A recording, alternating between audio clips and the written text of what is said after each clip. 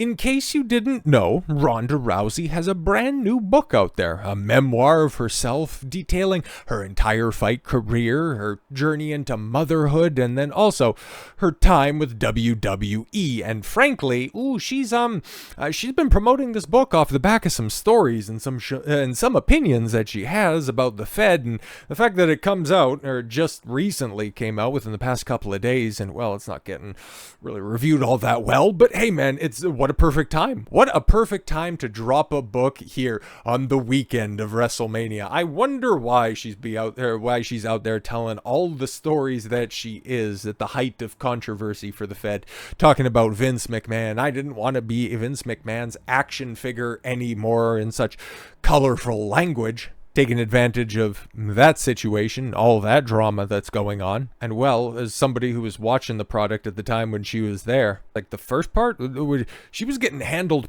not like that. She was handled perfectly up until she won the title too early, and then everything just kind of fell apart in the aftermath of that. But anyways, Ronda Rousey spoke about her disdain for Vince McMahon in a new interview, because that's fine and it's in vogue to do right now. Because hell, you were one of the first women to headline WrestleMania. Now that Vince McMahon is practically Voldemort to the professional wrestling industry, now it's fine to just go ahead and dump on the guy who gave you second life in your career. Rousey told Cage Side Seats that her frustrations with the company stem from the women's roster not being given the same screen or prep time. Because they're not as good. We just say that? Ronda took to the business like duck to water. She was fantastic the moment that she stepped into the ring. She also had quite a bit of help with her first match, given the fact that it was against Stephanie McMahon, who is an underrated worker, by the way, even though she is quite old. And Triple H, who is, for as much as I've never really cared for his slow, laborious 1984 house show style, is very well thought out. And she also had the tag team partner of whatever was left of Kurt Angle and me. God, his second run in the Fed was so pathetic, because he was just so fucking beat down at that point in time. But bro, outside of the Japanese chicks that are there, and maybe Rick's daughter, there's not a lot of good women's workers. And the ones that are tolerable, the ones that are good, can't hold a candle to the guys working in the mid-card. Like, come on, man. So she said, the Bloodline is able to plan things out a year ahead of time. Yeah, because they sell merch. You take a look at the top 10 merch sellers from last year. Stone Cold is still number one. I'm not even joking. And then CM Punk coming in November was number 2. Nobody moves product. I don't even know if there was a chick in the top 25. I only seen the top 10. You had legacy names like Cena and The Undertaker on there. Like, come on. There's a reason they don't get airtime, because they don't draw when they have been given a disproportionate amount of screen time, and they have shown that they cannot pack audiences. Why hasn't there been an Evolution 2 pay-per-view? All right, because the first one didn't draw eyeballs. Cry all you want. That's reality. Sucks to suck. But yes, the Bloodline is able to plan things out a year at a time, and they won't even talk to me until I get to the arena. I think that that's totally cap, by the way. You were overly pushed the first time around. Come on. Yeah, but about anything. I proved in my first match that if you give me time, the resources, and preparation, I can put together an amazing match. And yeah, I won't deny that. And I feel like they're really doing that with Logan Paul and allowing him to rehearse and put these things together and have all these different resources, producers, to bring him to his highest potential. Probably. But also, guess what? Logan Paul, for as much of a piece of garbage as I think that he is, he draws, man. There's no two ways about that. And it got to the point where girls, or should that be the girls, weren't going to get any of that. Well, I mean, the proof's in the pudding. Rousey continued to say that she began to feel that she was doing custom matches for a sicko in the back. When did you come around to that nomenclature? I'd just like to know that. I didn't want to be a Vince's action figure anymore. I felt like, right, I was doing custom matches for the sicko in the back. All power to the girls that keep fighting the good fight, but I'm in my mid-30s now, and I've got things to do. Yeah, she just continues to dunk on Vince. We get it. You're really mad, okay? She's kind of sounding like CM Rousey at this point in time. Rousey, I wouldn't go back to the WWE unless things drastically change. If his doofus son-in-law doesn't leave, or nothing's going to change until Vince dies, who knows.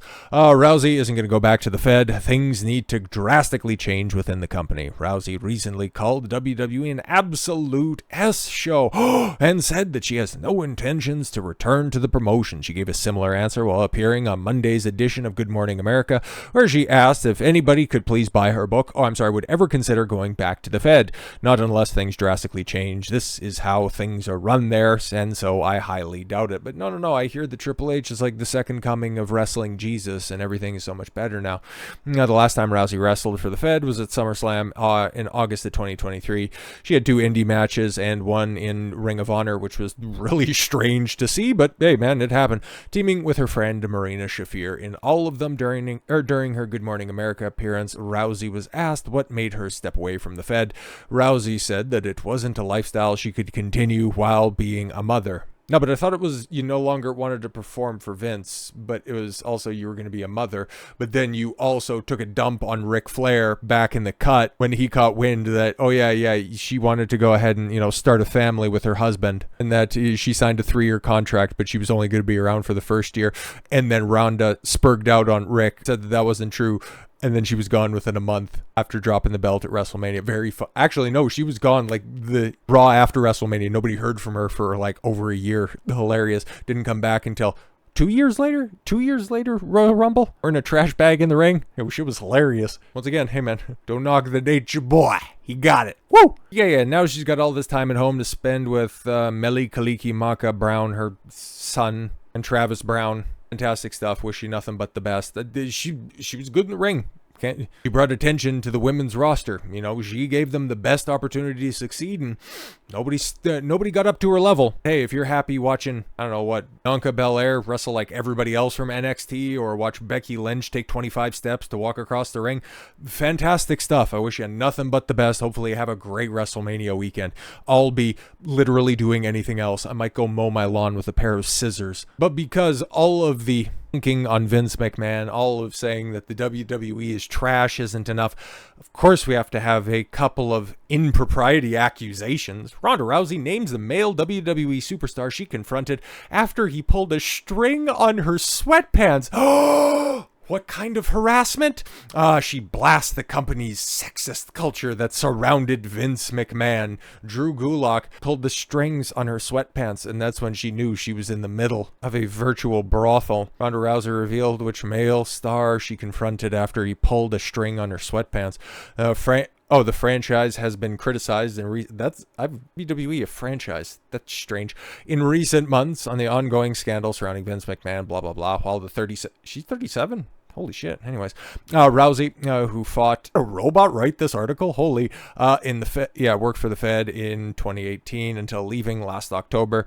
Said that she never faced any misconduct from Vince directly, though mentioned another fighter did something she didn't like. Drew Gulak, who currently wrestles in NXT, was accused of inappropriate actions in a public hallway despite being barely an acquaintance to Rousey at the time. Right, yeah, probably because you had your own separate locker room and you carried yourself like the superstar that ended up costing you your women's UFC featherweight title, because you got so disassociated from the product so that you just took over that same amount of ego over to the Fed once you showed up there. I'm sure nothing to do with that. She said the incident highlighted the culture at the company, as no other WWE employees stepped in despite what was happening in front of their eyes.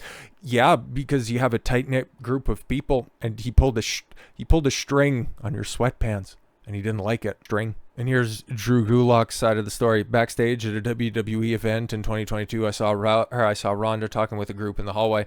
I stopped to say hi, shake their hands, and as an attempt to shake her hand, I accidentally touched her drawstring. Complete accident, and a one that I had to apologize to her for the mishap. That's what we're dealing with here, bro.